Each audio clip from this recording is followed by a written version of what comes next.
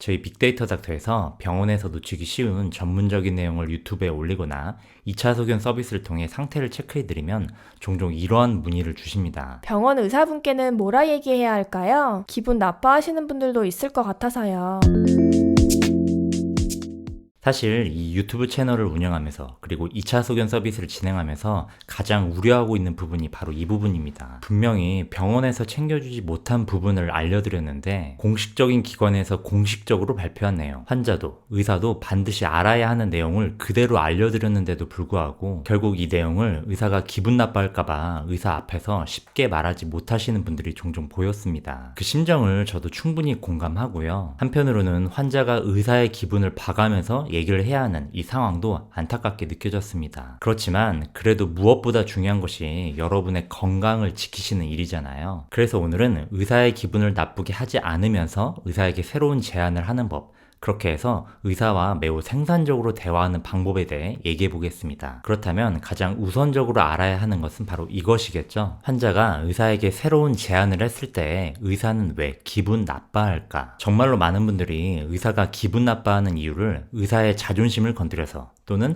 의사의 권위에 도전하는 듯한 느낌을 줬기 때문이라고 생각하시는데요. 물론 그럴 수도 있겠지만 사실 대부분의 진짜 이유는 따로 있습니다. 예를 들어 볼게요. 자수성가로 1,000억을 모은 자산가 A가 있습니다. 이 자산가 A는 부자가 되고 싶어하는 주변 사람들에게 항상 이렇게 얘기합니다. 절대로 빚을 내지 마세요. 이때 자산이 1억인 사람이 A에게 와서 따집니다. 글쎄요, 내 주변에선 빚내서 부동산으로 10억 번 사람이 있어요. 빚내는 게 맞는 것 같은데. 또 다른 예를 볼게요. 요식업계 대가 백종원 님이 한 식당 사장님에게 코칭을 합니다. 일단 메뉴를 줄이시고 한두 가지 메뉴에만 집중하세요. 그러자 식당 사장님이 반박합니다. 글쎄요, 제 주변 사람들은 메뉴를 늘려야 수익이 받쳐줄 거라고 하던데요. 여러분이 만일 1,000억 자산가 A라면, 여러분이 백종원 님이라면 어떤 기분일까요? 나의 권위에 도전하는 것 같은 느낌 때문에 기분이 나쁠까요? 자존심이 상하는 기분이 들까요? 아니겠죠? 그것보다는 자산 1,000억을 번 사람의 얘기가 아닌 10억을 번 사람의 얘기를 더 믿고 싶어하는 당사자를 보며 요식업계에서 성공한 사람의 얘기가 아닌 요식업의 요자도 모르는 주변 사람들의 얘기를 더 믿고 싶어하는 당사자를 보며 답답함이 생길 겁니다. 왜냐하면 당사자가 주장하는 정보 출처의 신뢰도가 낮기 때문입니다. 반박 자체가 나쁜 것은 아니에요. 보다 더 좋은 결과를 얻기 위해서는 때로는 반박이 필요할 수 있습니다. 답답함이 생기는 핵심은 반박 자체가 아닌 반박을 한 이유,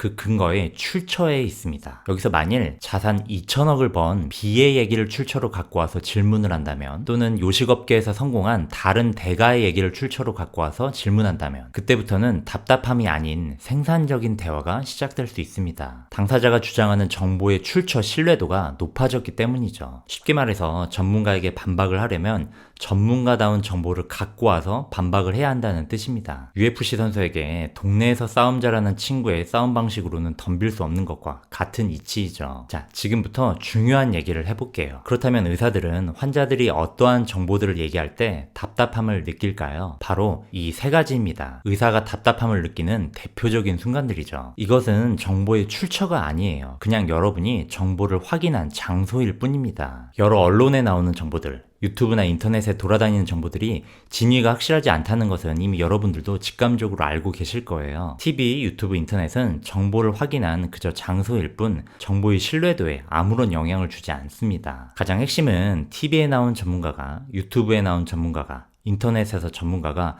무엇을 근거로 그렇게 주장하는지를 봐야 합니다. 바로 그 근거가 정보의 신뢰도를 형성하는 데 있어 가장 핵심이라 할 수 있죠. 지난 영상에서 식약처에서 인증한 연구 데이터마저도 100% 확신할 수는 없는 가능성에 대해 알려드렸어요. 식약처에서 인정한 데이터마저도 이럴 가능성이 존재하는데 TV나 유튜브에서 처음 보는 전문가가 나와서 무언가를 근거로 주장한다면 그 근거를 100% 확신할 수 없을 가능성 너무도 당연히 존재하지 않을까요? 근거를 검증하는 방법에 대해서 저희 채널에서 계속해서 소개해드리고 있습니다. 59번 영상을 꼭 보시고 그 방법에 대해서 여러분도 꼭 익히셨으면 합니다. 그 방법에 대해서 어느 정도 익히신 후에 지금까지 여러분들이 보아오신 TV에 나온 전문가가 하는 이야기, 유튜브에 나온 전문가가 하는 이야기, 인터넷에서 전문가가 하는 이야기를 꼭 다시 한번 들여다봐보세요. 정말로 충격받으실지도 모릅니다. 정보의 홍수가 아니라 잘못된 정보들의 홍수라는 것을 제대로 느끼시게 될 테니까요. 제가 이러한 영상을 올린 이유이기도 합니다. 합니다. 여러분이 담당 의사에게 TV에서 본 이야기를 하면 의사는 그 내용을 검증하는 방법부터 해서 지금까지 제가 말씀드린 내용을 토대로 해서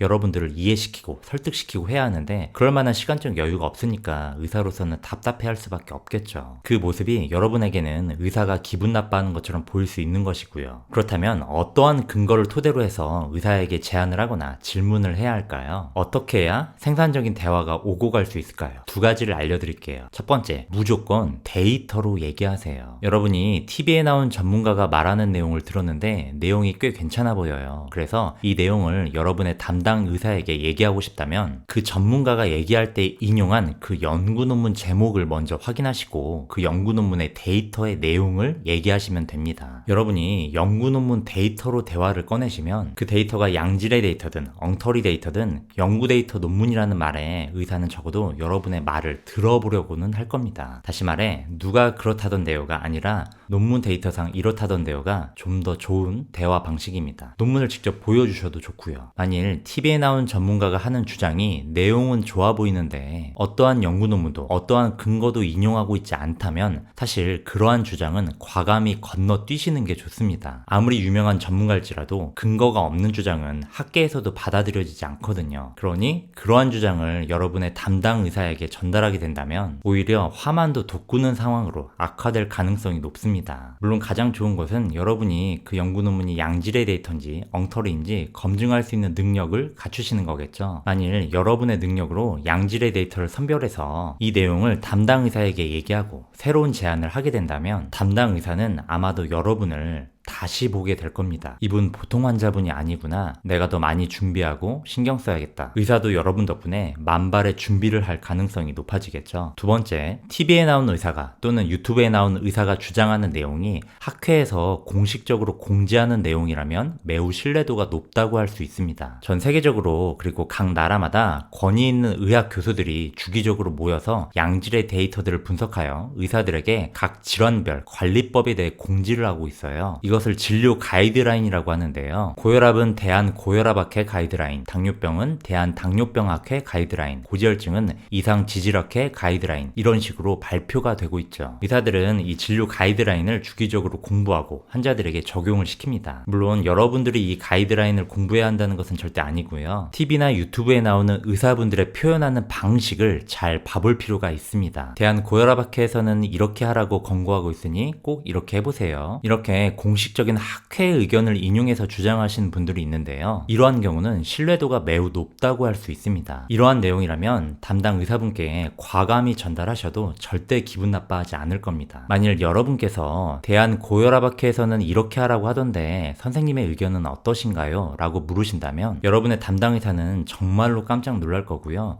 여러분을 대하시는 태도 또한 180도 바뀔 겁니다. 그리고 여러분 덕분에 이후부터 의사는 만발의 준비를 할 겁니다. 만발의 준비를 한다는 것은 의사가 발전하고 있다는 것을 의미하기도 해요. 의사가 발전한다면 결과적으로는 여러분이 양질의 의료를 받게 될 것이라는 걸 뜻하기도 하겠죠.